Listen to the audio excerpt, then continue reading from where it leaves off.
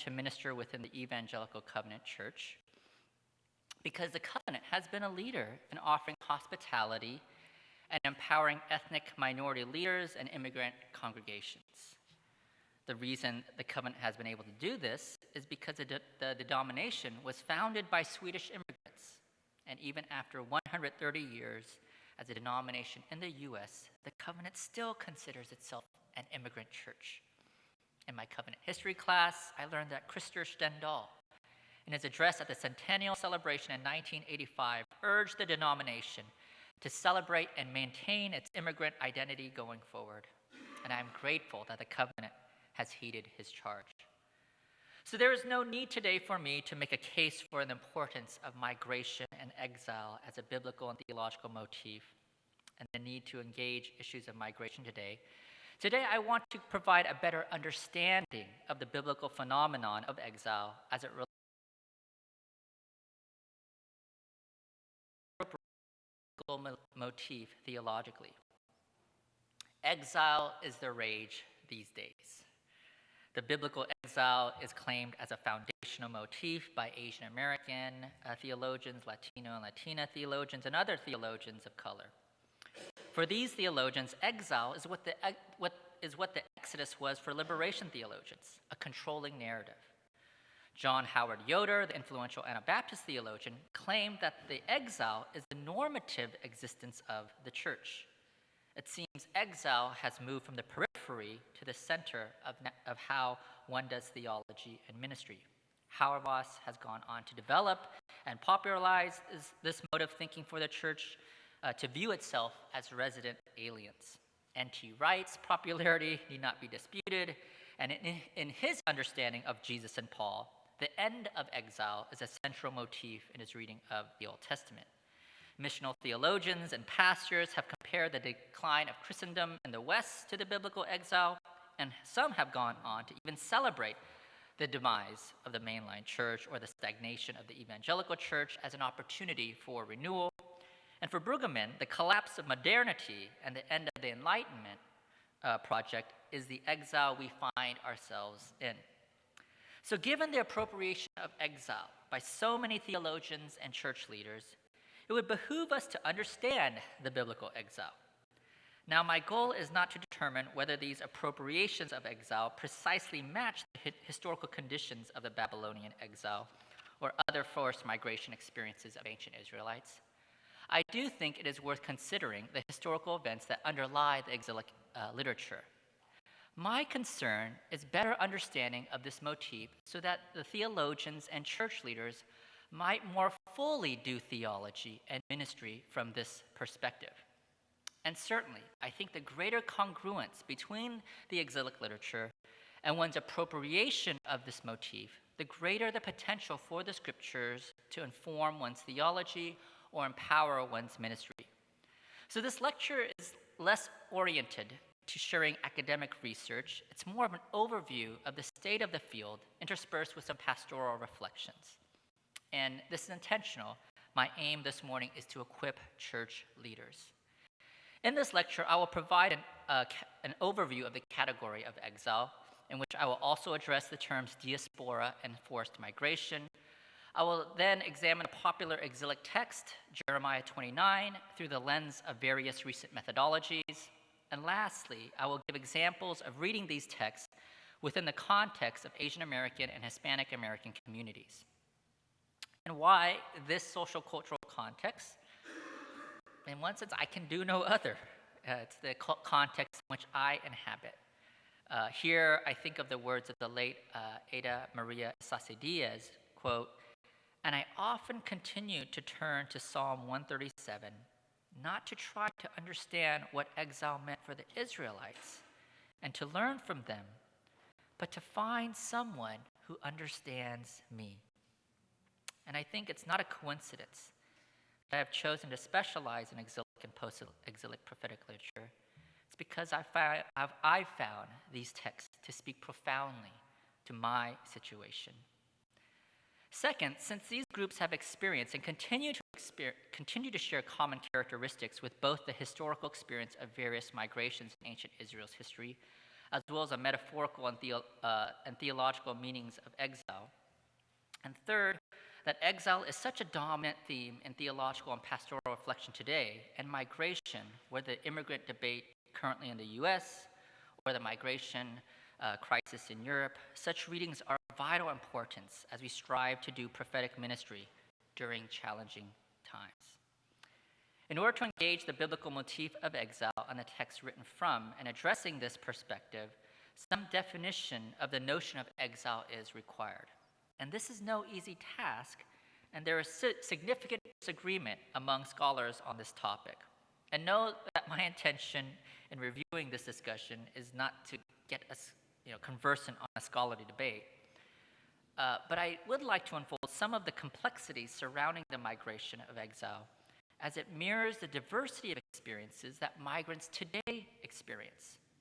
I would like to demonstrate that the exilic prophetic texts are attentive to this variety of experiences, and therefore part of the task of reading prophetic literature is to understand these nuances. And part of the task of doing prophetic ministry today is to be conversant with a diverse experience of migrants and minority populations today. It is irresponsible to assume that the exilic experiences addressed in Jeremiah, Isaiah, Psalm 137, Daniel, and Esther are all the same. Similarly, it would be irresponsible for me to say that the experiences of all immigrants to the U.S. are the same, or even to say that the immigrant experience of all within a particular racial group are the same. Faithfulness requires knowing the particularities of each biblical text, as well as the particularities of each individual experiencing migration. To say it's all the same, or you're all the same, are not merely acts of intellectual dishonesty. They are an unwillingness to hear the distinct message of these texts, and an unwillingness to know and love people who are dramatically impacted by these issues. Exile is no longer a useful term in academic biblical studies. If one works backward and begins with the concept of restoration or homecoming, the scriptures speak of a worldwide ingathering of Israel. Then exile includes every Jew that is scattered among the nations outside of Israel. Viewed in this manner, the exile began with the Assyrian annexation of the northern kingdom in the 8th century, culminating with the conquest of Samaria in 722 by Sargon II. And 2 Kings 17 claims that the Assyrian king deported Israelites and scattered them across the Assyrian Empire and resettled Samaria with people from other lands. And so in this case, the Neo-Assyrians' political strategy was cross-deportation, the practice of replacing populations in one area with that of another to establish economically productive provinces across the empire.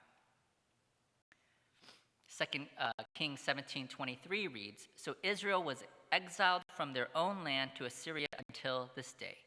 And it uses this term galah for exile, the word that will be used to describe the Babylonian exile later in 2 Kings 25.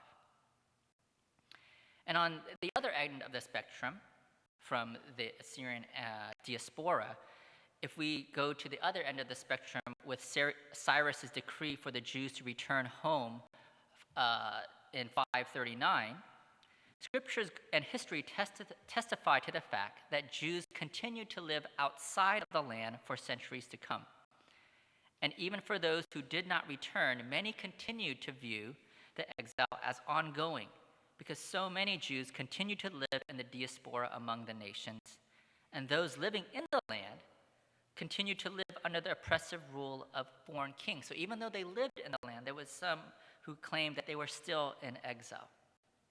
So biblical scholars make distinctions between a diaspora, a general dispersion of Jews living outside the land, and the Babylonian exile, which referred to Jews being deported to one specific location.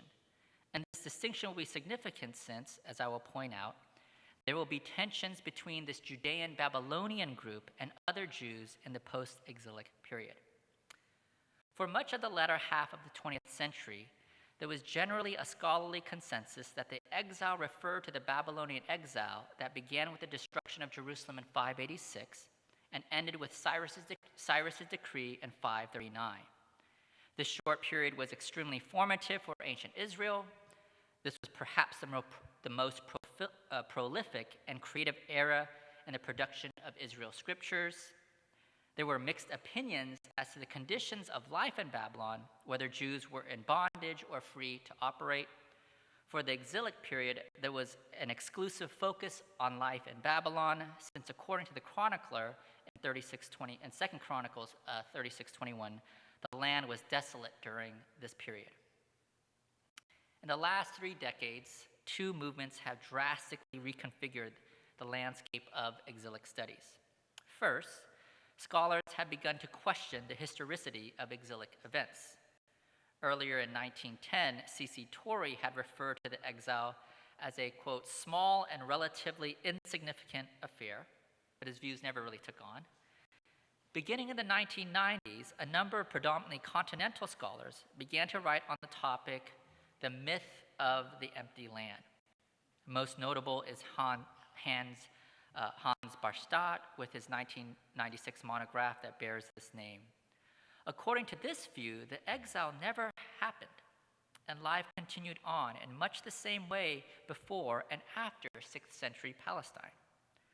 While many reject this extreme position of Barstadt, his proposal has led to a close examination of the differences between the exilic literature and the actual historical conditions, and a focus not solely on Babylon during this period, but those who remained in the land. Barstadt argued that if the exile did take place, only the political elites were taken to Babylon. And 2 Kings 25:12 provides some warrant for this view, since it states that the captain of the Babylonian left some of the poorest people of the land to be vine dressers and tillers of the soil. The other movement that has greatly impacted exilic studies is the increased contribution of social scientific approaches. Daniel Smith Christopher has interpreted exilic literature through the lens of trauma, refugee, and post-colonial studies, and John Ahn has used migration studies to analyze the text. And I'll also add that Fernando Segovia has formulated a Diaspora Hermeneutics, a way of reading that seeks to struggle against colonization and strive for liberation. The result of this research has made it clear that there is no singular exilic experience. To assume that all Israelites were weeping by the rivers of Babylon under duress from foreign captors is simply inaccurate.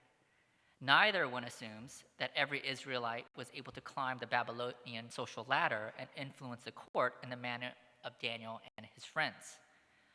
What these approaches have revealed is that migration, while impacting groups, affect people differently at an individual and family level. Therefore, we need to eschew making assumptions on the unified responses to the exile. Different individuals and families respond to the exile in different ways because of the various experiences they encounter. In addition, generations within families might experience the exile in drastically different ways. A poor peasant who witnesses the destruction of Jerusalem and remained in the land to farm it on behalf of the Babylonian economic empire had a much different experience of exile than the Israelite born from a class of social elites living in Babylon. These differences are expressed in the biblical literature. Some texts possess a deeply anti-Babylonian stance, such as Psalm 137, but other texts, such as the repeated exhortations of Jeremiah, possess a pro-Babylonian agenda. It does appear, unlike the Assyrians, the Babylonians did not employ cross-deportation.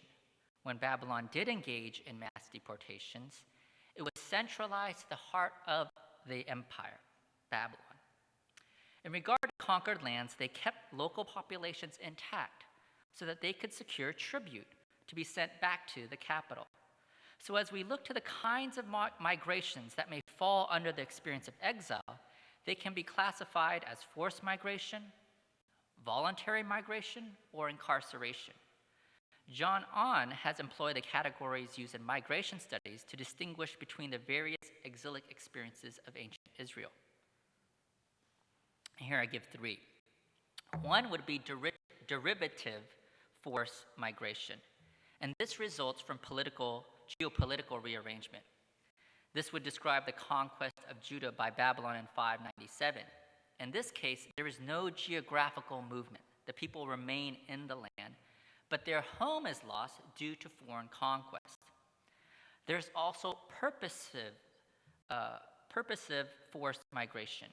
It is when people are actually forced to physically relocate. And this would describe the events of 587, when Jerusalem was destroyed and Judeans were deported to Babylon. And there is responsive forced migration. It is when people flee voluntarily to escape tyranny, oppression, poverty, and other threats to their security. And in 582, when Jeremiah and a group of Judeans chose to escape from Jerusalem to Egypt, it represents this kind of migration. And the recent influx of migrants from Syria, Afghanistan, and Iraq to Europe would fall under this category. In addition, we can examine the characteristics of exiled people through the lens of displacement, whether development-induced or internally displaced persons, as well as refugee status. And I don't mean to be splitting hairs here, but multiplying categories of migration. But if, again, the covenant at its core is an immigrant church, we need to get beyond gross generalizations made about immigrants in our political discourse and be literate on what actual migrants and immigrants experience.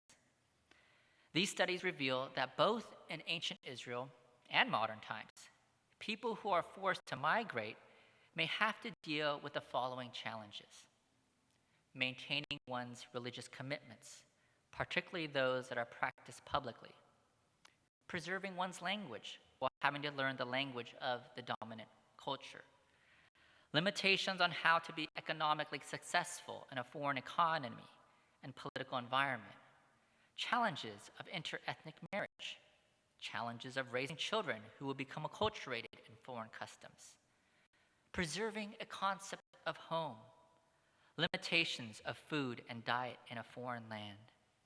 Refugees struggle with these issues. But in addition to simple basic needs of health, food, shelter, and property, they experience the dissolution of family ties due to family members being killed or displaced by war or oppression. Oftentimes, they have witnessed violence to their communities, and because they are refugees, they have been made more vulnerable to being exploited by others. The end result may be post-traumatic stress disorder, not simply for individuals, but whole communities. It's for this reason Kim and Stolman have chosen to call the exilic prophetic literature disaster survival literature. Now, I wish to analyze a text that has received a lot of attention as of late, given the popularity of the theme of exile. I will take a look at 3 readings of Jeremiah 29 through the lens of migration studies, post-colonial studies, and refugee studies. Jeremiah 29 as addressing a 1.5 immigrant generation, and this is from John on.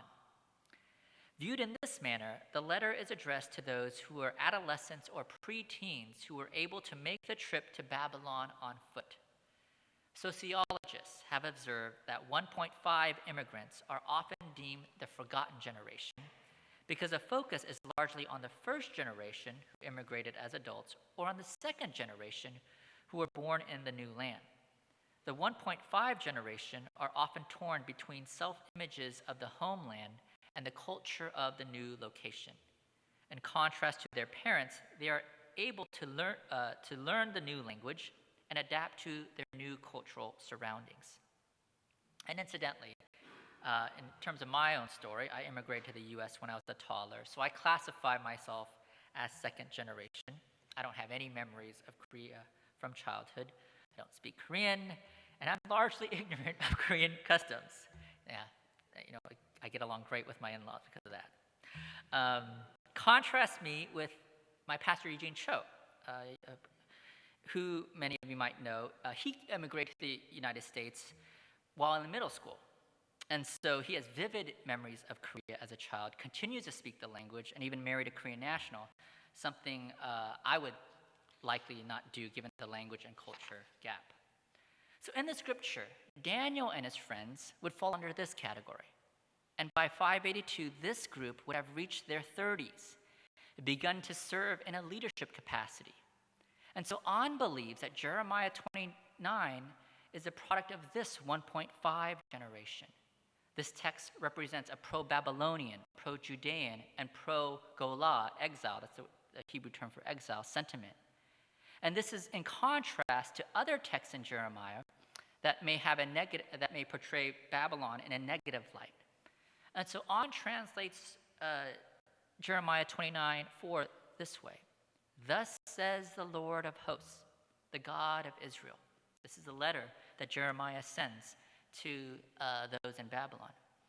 To all the immigrants whom I have sent into forced migration from Jerusalem to Babylon. In Jeremiah 29:5, the words build and plant suggest permanence. They are called to settle down, take wives, and the language of bearing sons and daughters and multiplying there implies 3 generations to settle in Babylon. Implied in the exhortation for marriage is marriage within Jewish ethnicity. And typically, 1.5 generation immigrants marry within the same ethnicity, whereas you go to 3rd and 4th generations, there's more common to marry between ethnicities, and by the time you read Ezra 9:10, this interethnic marriage has become a crisis. What is described here are long-term projects, building houses, planting gardens, and benefiting from the land.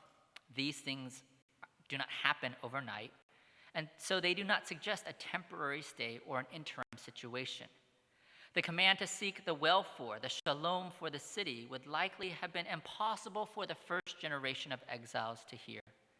These are people who, as adults, experienced the Babylonian conquest, the destruction of the temple and city, and deportation. It is the first generation we hear from in Psalm 137, who are weeping for Zion and praying for vengeance upon the Edomites. Jeremiah is not directly addressed to this generation. Instead, it is for their children who are more open to embracing a Babylonian existence. It should be noted that Nebuchadnezzar, in his own inscriptions, made the following claims regarding conquered peoples. Quote, I continually strove for their welfare. A just path and correct conduct I directed them. I stretched a roof over them in their wind, a canopy in the tempest. I brought all of them under the sway of Babylon. Into its eternal shadow, I assembled all the people for good. And the intent of this resettlement was for social and economic benefit for Babylon, but also for the newly settled peoples. And in 29:8 and 9, Jeremiah there is challenging Hananiah, Shemaiah, and other prophets who prophesied of a short exile. Jeremiah predicts 70 years, or roughly 3 generations. Previously in Jeremiah instructed the people not to pray for the people of Jerusalem of a previous generation. But now, according to Jeremiah 29, those doors of prayers have been reopened. And given that Judeans lacked a temple in Babylon, their means of connection with God, their form of piety, necessarily became temple-less. It is from there, from Babylon, where they will meet God, not Jerusalem or Zion.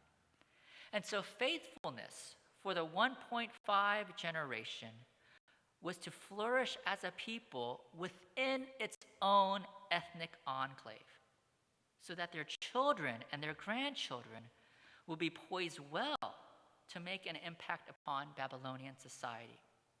And in this regard, Daniel and his friends were the exception, not the rule, for first or 1.5 generation immigrant. First and 1.5 generation immigrants were largely supposed to stay within their cultural confines. 2, Jeremiah as a letter of resistance to empire. And this is from Steve Davidson. Davidson is a Caribbean scholar who reads Jeremiah in light of post-colonial theory. This mode of reading is attentive to the ways the Bible is a discourse of resistance resistance and accommodation to the realities of empires. Rather than attend to how the text reflects the sociological conditions of Judeans in Babylon due to historical factors like On, Davidson explores the possible political forces that bear upon the writing of the text and its ideological messages from a posture of marginalization. He observes that the term exile is a contested claim, that it is used in an ideological manner to evoke the inequities of geopolitical power and the resistance of dominant power. And I know that sort of sounds like a mouthful, but here's a modern analogy: illegal alien or undocumented immigrant, right? These are contemporary examples of how discourse regarding migrants reflect political and ideological commitments. Davidson sees in chapter 29 competing discourses that pits authentic and authorized prophecy coming from Jerusalem over against illegitimate prophecy outside of Jerusalem. And according to Davidson, Jeremiah's letter functions at two levels of discourse, one for the empire, and in this case Babylon, and another for the subordinates, in this case the Judean community. There is a text within a text, and this falls in line with James Scott's proposal that hidden transcripts are operative in power relations.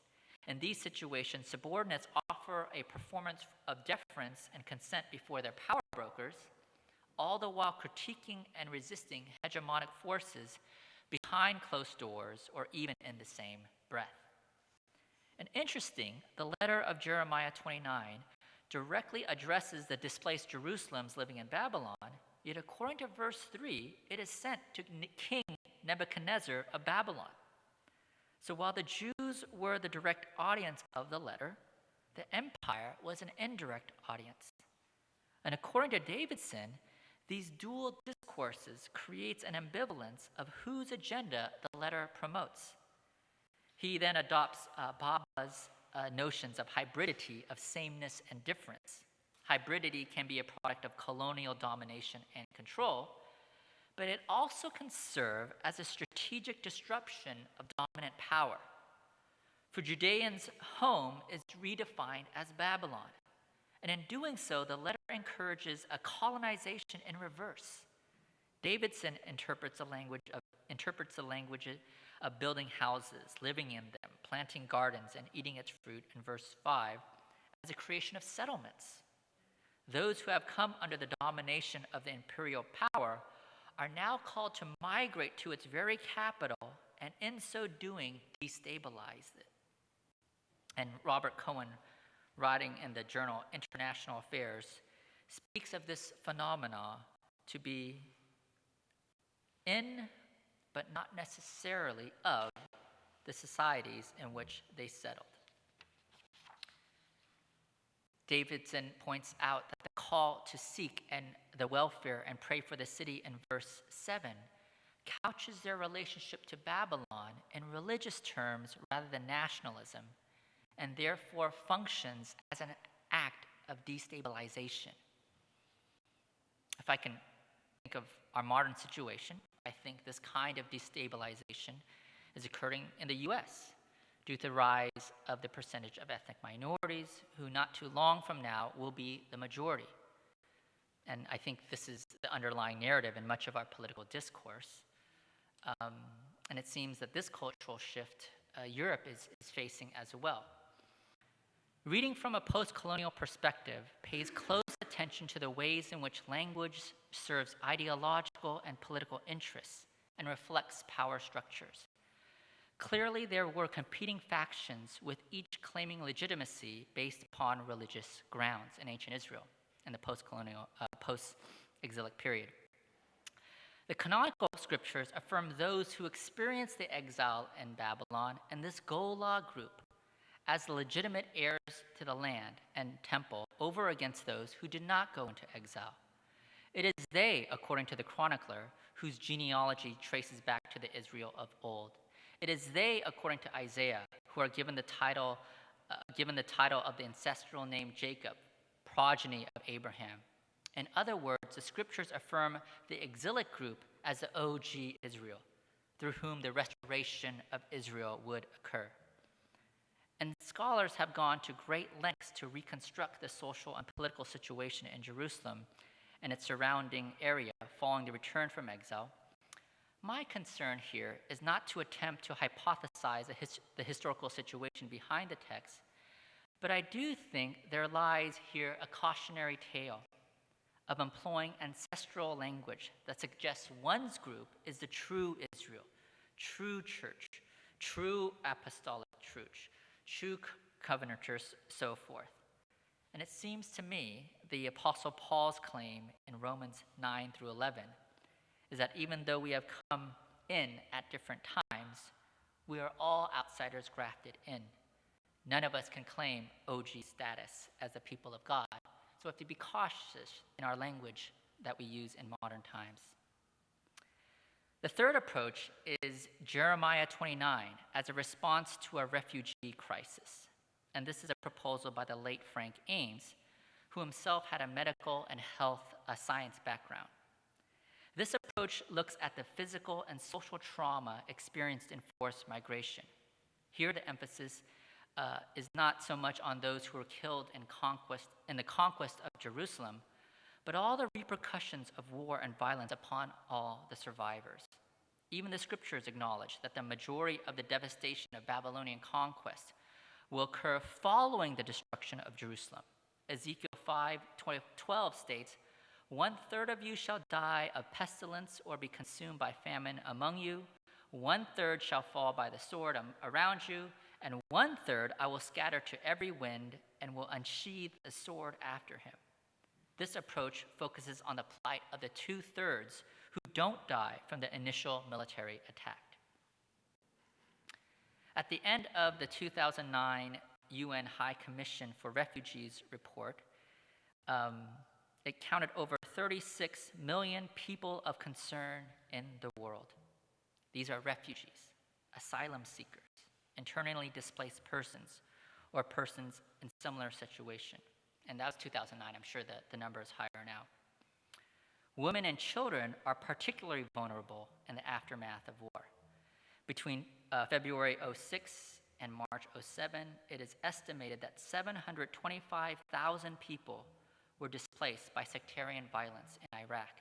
And by the end of the year, 75,000 children were living in temporary shelters. According to the CDC, in non-emergency situations in developing countries, the mortality rate is less than 0.5 deaths per day among 10,000 persons.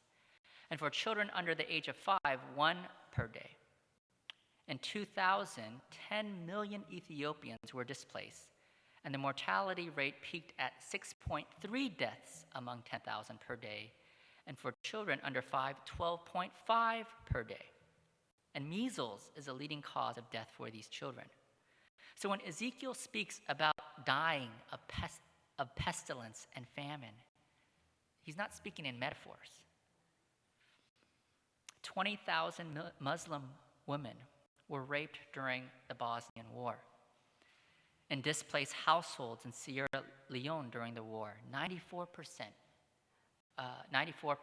reported cases of sexual assault.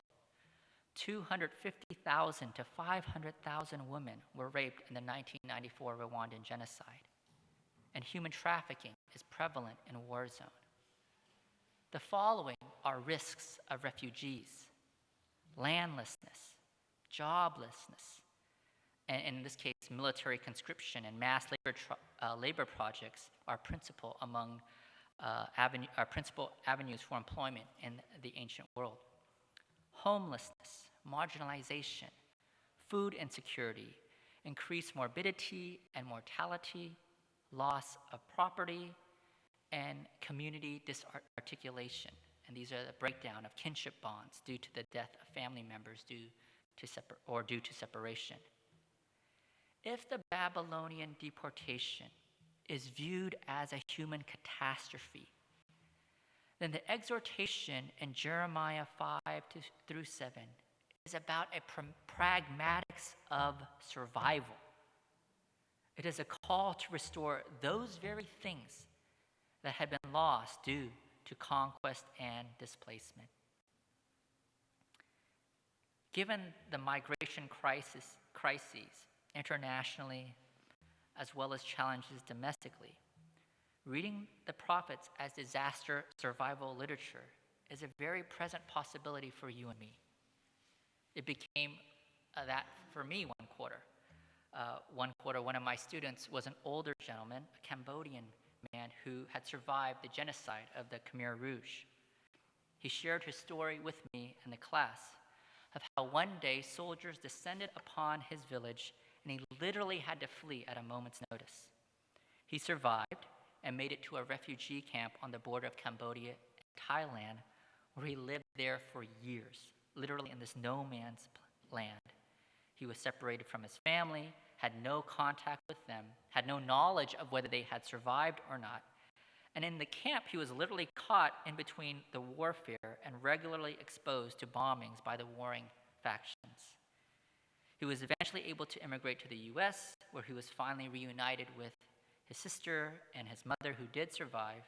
It was only then that he heard the news that his father had been executed. And let me say, reading Lamentations, for example, was a different experience having him in my class. Today, our newsreel is filled with reports of migrants experiencing such realities. Weeks ago, we saw the story of Abdullah Kurdi, and it humanized this crisis when his wife and sons were drowned off the coast of Turkey. And the photo of his 2-year-old boy, Aylan, lying dead on a Turkish beach received international attention. So know that exile for many today is not a metaphor, but it is a genuine physical and political reality. Reading the prophets with exiles. And give me one moment, let me see my time. Let me do this. Let me give 2 examples of readings, one from an Asian American context and another from a Latino American context. And one, I'll give you just a short synopsis, just due to time, but it's a fascinating sermon. It's a sermon given by Reverend Hideo Hashimoto, the Sunday before all West Coast Japanese Americans would be relocated to internment camps. Hashimoto was a graduate of Union Theological Seminary in New York, who was ordained in the Methodist Church in 1939. He would go on to earn his THD from Pacific School of Religion and join the faculty of Lewis and Clark College, where he taught in the Department of Religious Studies from 1949 through 76. On May 10, 1942, he delivered a sermon entitled "The Babylonian Exile and the Love of God."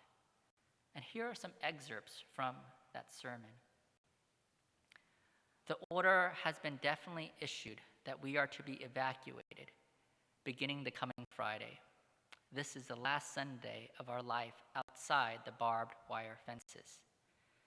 A myriad of mixed feelings overcomes us as we reflect upon the past, how we took freedom for granted, of the future, of the life in the concentration camps, children crammed and stunted, young people demoralized, old people bitter, and the present a nightmare. How are we going to take it? Are we going to be bitter and resentful? Are we going to be cynical and indifferent? Or are we going to overcome the paralyzing and embittering experiences of these days and of even more critical days to come and turn this evil to good? And he goes on to compare his situation to the events happening in Babylon. And he speaks of the events of 597. And he writes, the terror of that war, the bitterness of defeat, the resentment against being torn away from home, still somewhat stunned but unconsciously the rebellious feeling of a despondent captive in the midst of repulsive splendor of the conquering civilization. These are all reflected in the sorrowful poetry of the Lamentations and the 137th Psalm by the rivers of Babylon. There we sat down, yea, we wept, when we remembered Zion. I wish I could go on and share more of his sermon, but it's this incredible, compelling sermon. The Sunday before, they left for the internment camps, and he quotes Psalm 137. He goes on to employ the text of Isaiah. Powerful to his community who is experiencing such similar deportation. The second example I want to give is from Gregory Cuellar, and he builds upon Segovia's notion of a Diaspora Hermeneutics and develops a diaspora theology from which he develops a reading strategy for biblical texts. In this framework, exile is never taken in isolation, but rather it is always paired with return, since for U.S. Hispanic immigrants, the location of home may differ, but what is common is a phenomenon of unsettlement, travel, and resettlement. He views the rhetoric of 2nd Isaiah, Isaiah 40 through 55, as a poetic quest to offer a counter-narrative to the one imposed by the Babylonian Empire. It is an act of resistance by forging an awareness of one's ancestral identity that mobilizes the Judean community to return home. He goes on to compare 2nd Isaiah's poetry to that of Mexican immigrant corridos. And forgive my mispronunciation. These are songs in Spanish, often dance, that cultivate a cultural memory among first and second generation Mexican immigrants. They serve as expressions of countercultural resistance due to their messages of empowerment and social critique.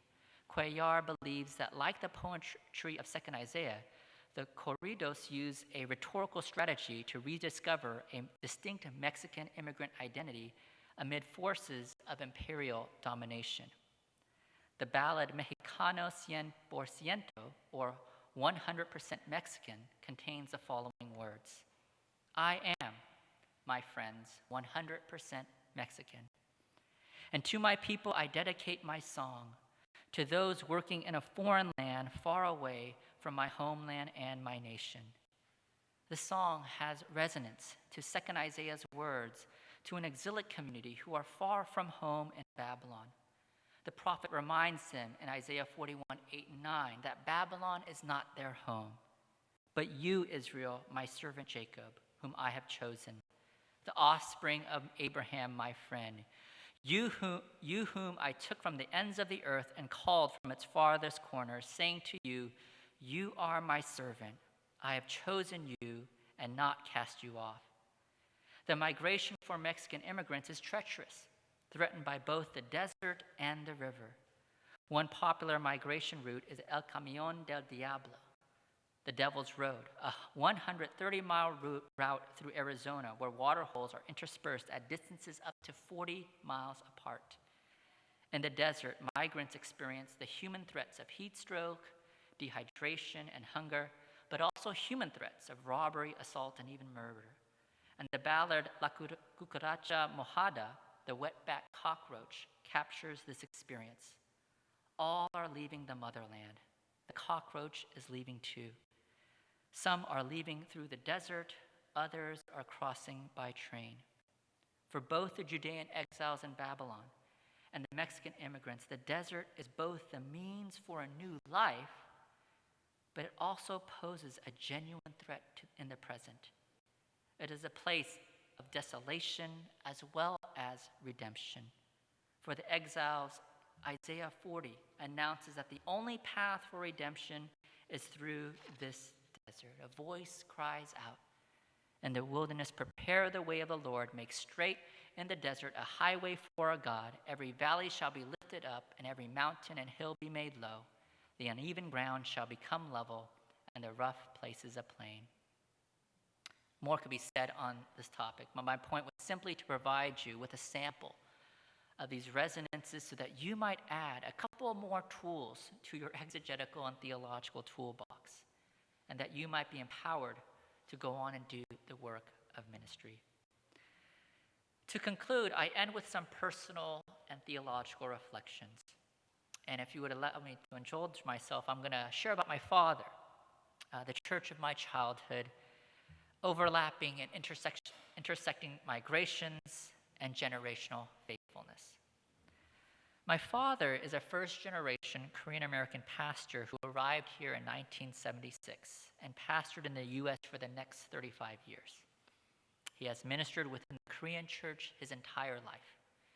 His conversational English is poor.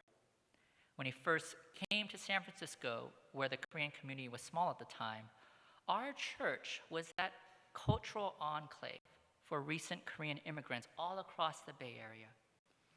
Our church was in downtown San Francisco at the corner of Fillmore and Gary. Now the church building that we occupied, I shared this with a group yesterday, was Jim Jones's former People's Temple, but that's a story for another day. Okay. And let me describe to you some of the history of this neighborhood. And I'll do so from the late, great Maya Angelou in her book, I Know Why the Caged Bird Sings. She writes of this neighborhood prior to our arrival. In the early months of World War II, San Francisco's Fillmore district, or the Western Addition, experienced a visible revolution. On the surface, it appeared to be totally peaceful and almost a refutation of the term revolution. The Yakamoto seafood market quietly became Sammy's shoeshine parlor and smoke shop. Yashigura's hardware metamorphosed into La Salon de Beauté, owned by Miss Corlinda Jackson. The Japanese shops, which sold products to Nisei customers, were taken over by enterprising Negro businessmen, and in less than a year became permanent homes away from home for the newly arrived Southern blacks. Where the odors of tempura, raw fish, and cha had dominated, the aroma of chitlins, green, and ham hocks now prevailed. The Asian population dwindled before my eyes. As the Japanese disappeared, soundlessly and without protest, the Negroes entered with their loud jukeboxes, their just-released animosities, and their relief of escape from Southern bonds. The Japanese era became San Francisco's Harlem in a matter of months. And you know why the Japanese left that place. It was due to internment. And so for the next 20 years, this area would become a thriving middle-class black neighborhood, and sadly at the expense of the Japanese being forced to relocate. Now, sadly, by the time we purchased the property in 1979, the Fillmore had become a pretty rough neighborhood. Industry moved out and poverty moved in. I remember one jazz club across the street from the church that we were at was just but a remnant of the black Harlem that used to be. And the neighborhood was in economic decline. Japantown was right next door, and right next to us was a series of low-income housing projects. And unfortunately, there was a lot of crime in the area, and it was not too uncommon for our own church members to be victimized. And I recall one Sunday as a kid, 2 young men jumping into our car and robbing us. Thankfully, we were not physically hurt, but sometimes other church members were not as fortunate. Given the challenges that the church members would face in their respective neighborhoods and jobs, and given the challenges we faced in the immediate geography of the church, one might be tempted to become isolationist. I have a deep respect for my father that he did not have this mentality. Yes, we were largely a Korean church who only ministered to Korean people, but on a few occasions of the year, my father would mobilize us to reach out to our immediate neighbors, those whom we perceived to be threatened by. Each year at Easter and Thanksgiving, we would either cook a free meal to the public or make gift baskets and march into the high-rise housing projects and pass them out. And I'll admit, I remember being petrified as a kid in doing so. I recall one Sunday, my father mobilized the entire church to hit the streets and evangelize to our strangers. And I remember thinking to myself, we don't even speak English. What are we doing here? In retrospect, I see what my father was doing. He was reminding us that wherever the Lord has placed us, even in a foreign land, we are called to be a covenant to the people, a light to the nations. We are to seek the welfare of the city that we have been called, and in its welfare, we would find our welfare. my father pressed our Korean American church to embrace an American existence. I remember at Thanksgiving, he would have the church eat turkey. Now, Koreans have no idea what to do with turkey. It's dry and tasteless and just goes terribly with rice, okay? And church members would complain, but he would tell them, you're in America now. On Thanksgivings, everyone eats turkey here. Though we likely made little difference to our neighbors in the 80s, what he did has left a deep impression on me. What I've come to realize is that faithfulness for me and other second-generation Korean Americans will and ought to look different than the first generation. If you return to Fillmore and Gary today, the scene is much different. The low-income high-rises are gone. 600-square-foot studios are selling for over $1 million. Just as the geographical landscape has changed, so too has the social economic landscape for many second-generation or fourth-generation East Asians. And let me preface here my comments that there is a wide diversity of social economic realities among Asians, particularly Southeast Asians. But for those who are like me, this 1.5 to second generation of exiles in Babylon who may have originated from descendants of an elite class in our homelands and were able to climb the social and economic ladder in a foreign land, I wonder if our problem may not be that of the previous generation, who don't engage Babylon enough. I wonder if our problem is that we have too much of Babylon in us. I find it problematic that Amy Chua's message of a Chinese ethnic superiority is a bestseller on the New York Times list. And I find it problematic that when she came to Seattle, Asian Americans were lining up to get autographs from her. Note by the third generation of exiles in Babylon, the prophetic message changes. This generation's problem is that they have now become so acculturated to Babylon. They've been so mesmerized by its idols.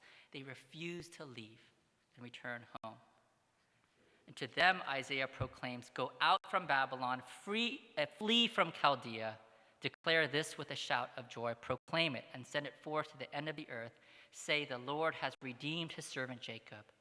They did not thirst when he led them through the deserts. He made water flow for them from the rock. He split open the rock, and the water gushed out. And there is no peace, says the Lord, for the wicked. Babylon and Zion are moving targets here on earth. For Jeremiah's generation, Babylon was to be home, and they were to abandon Jerusalem. For second Isaiah's generation, home was Jerusalem, and they were to flee Babylon. And so for us as church leaders, I ask us to discern the scriptures, but also discern the times. Thank you very much.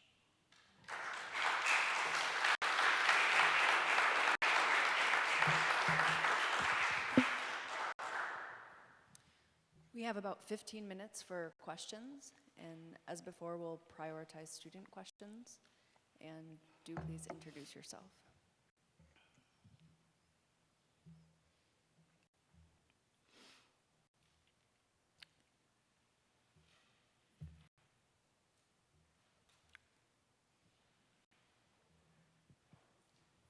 Sung Chan Ra here at North Park Seminary. I just wanted to make sure, you did use the word OG in its proper context in this talk, right? I'm sorry? You did use the word OG? Yes. I did hear that, okay. Congratulations, that's never been used in a Lund lecture before, so that's a first and proper context. My question is about kind of the hermeneutical limits of these narratives. Yeah.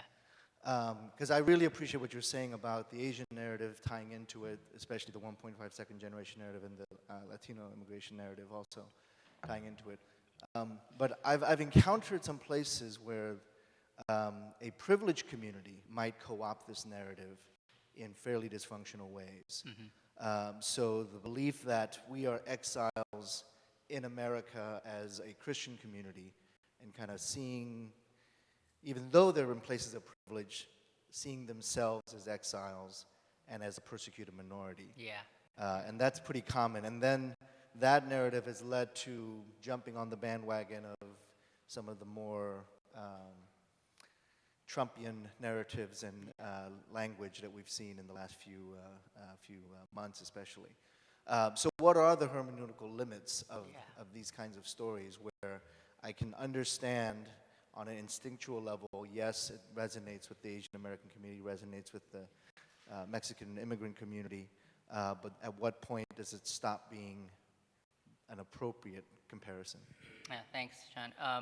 And I alluded to this with this term "go law community," because what occurs is that Jeremiah goes on to say, those who went into exile, they're the one, that community are the rightful inheritors of the land coming out of exile, of the temple, so forth. And those who did not are not privileged to that access. And so, and here the scholars have gone on to sort of posit the sociological possibilities of what these groups and so forth. And like I mentioned, I'm less confident and able to sort of reconstruct this. Yeah. But it does seem there were factions within Jerusalem coming back from exile saying, who is the true Israel? Right? And I will say this, the scriptures repeatedly affirm those who went into exile as those. And now you can maybe go on, and was there a whole set of sort of coercive power agendas going on, so forth. Again, and so let me say a comment and then get to your question. For me, in regard to this Gola community, why are they privileged? Why should we privilege them?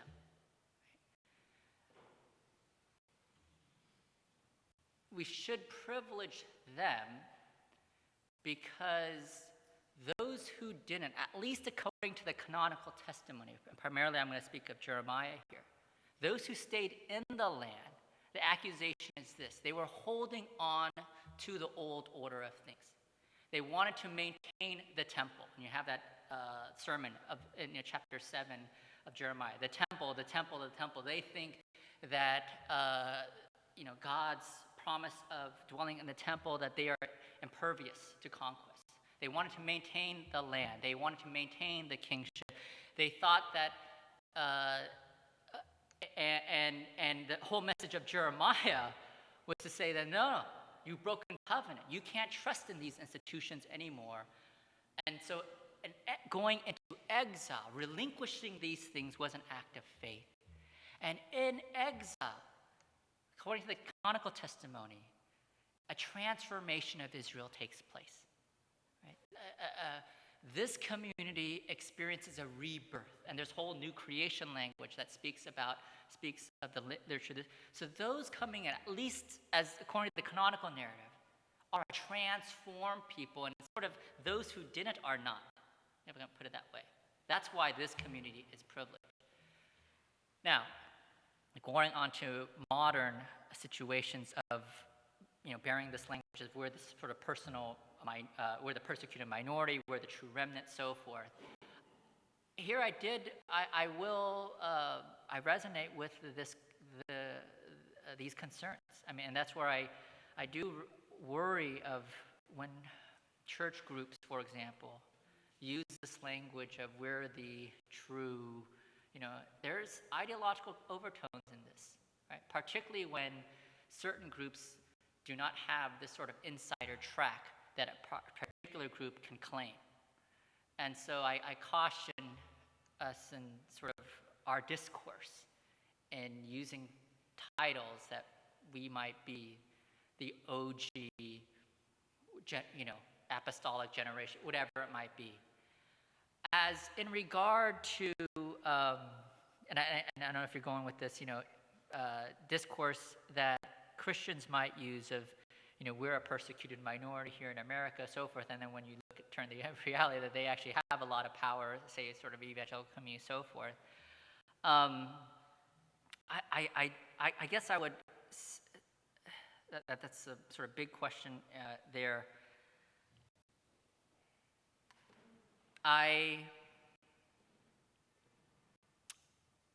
in one sense, say sort of the racial dynamics going on in America, times are changing, right? That minority is becoming the majority. And now you have, say, whites claiming this sort of persecuted minority status. And this can be used as a means of sort of manipulative move in a political discourse. I guess I would translate this as you work into the New Testament, and this exilic community becomes a dispersed church, right? That it remains an ecclesial community, right? The identification is with God's people, and I want to be very careful of sort of associating with particular political manifestations of that.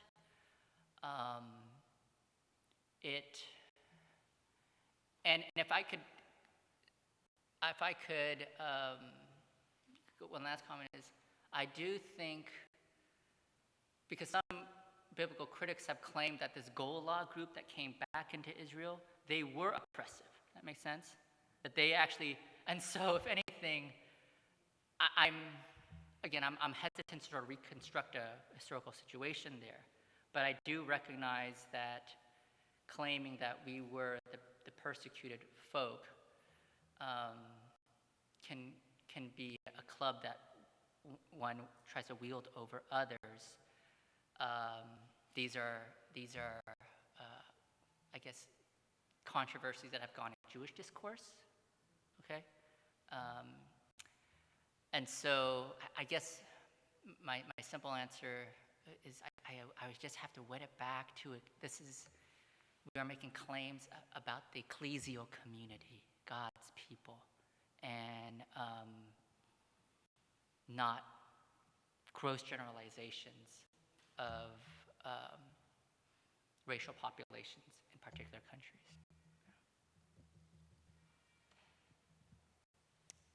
One more question? Any students? All right, Ben. Hi, my name is Ben Wickstrom. I guess I'm going to try to phrase this in a way that's understandable, but in view of the writings that are about exile and post-exile, where do you see a change happening? There's the Covenant Church, which was kind of birthed by Swedish immigrants who, in a way, they left their home, but now, a few generations later, their offspring are part of the American society. So we see that happening as well with Asian and Latino immigrants. Can the writings still be used, applicable, even generations past, and if so, how? Yeah, I mean, I was learning my Covenant Church history from Tim. He was sort of breaking it down into various generations of the Covenant Church, right? And much of these similar dynamics that I reiterated from, say, my own experience as a Korean American, these are common experiences among immigrants, regardless of race. Race may factor in that, in this regard, toward ethnic minority population or persons of color, is that even though you're fourth, fifth generation, you're still sort of perceived as a perpetual foreigner, right? Just because of your physical appearance.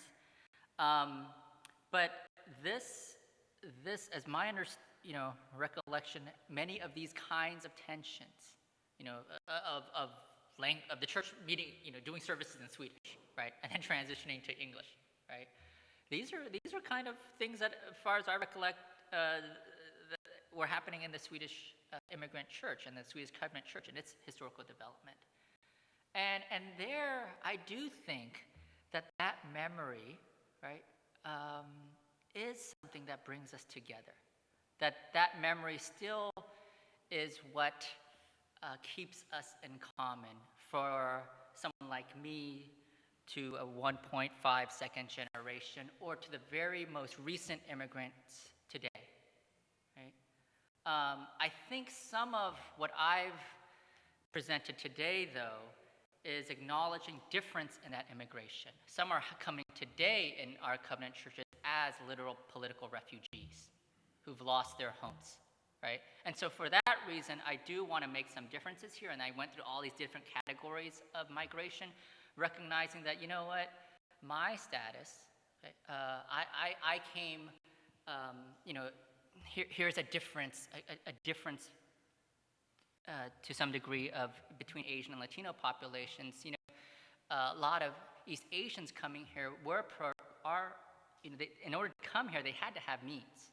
They were from a middle and upper class. And so everyone sort of says, oh, wow, they're such whiz kids and they do so well here. Well, they came from an upper and middle class to start with, right? And so now if you take all of Asian populations, do they all exist in that upper class? No, but a larger percentage of those from that class came here and thus are able to succeed here. Likewise, it's not the same as as Hispanic populations, right? And so there is similarity and difference. So I'll just say, to answer your question, I do think these narratives are helpful in binding us together, and at the same time, I want to distinguish and honor the difference. Right? My experience is not the same as a group of Korean refugees who've literally lost their home to an oppressive, you know, had their villages burned and so forth, and arrived here in poverty, etc. Okay, we'll recommence tomorrow morning at 9 o'clock with our New Testament Lund lecture given by Dr. Emerson Powery on the book of Philemon. So now join me, please, in expressing again our appreciation for Dr. Lim. Thank you. Thank you. It's been a pleasure.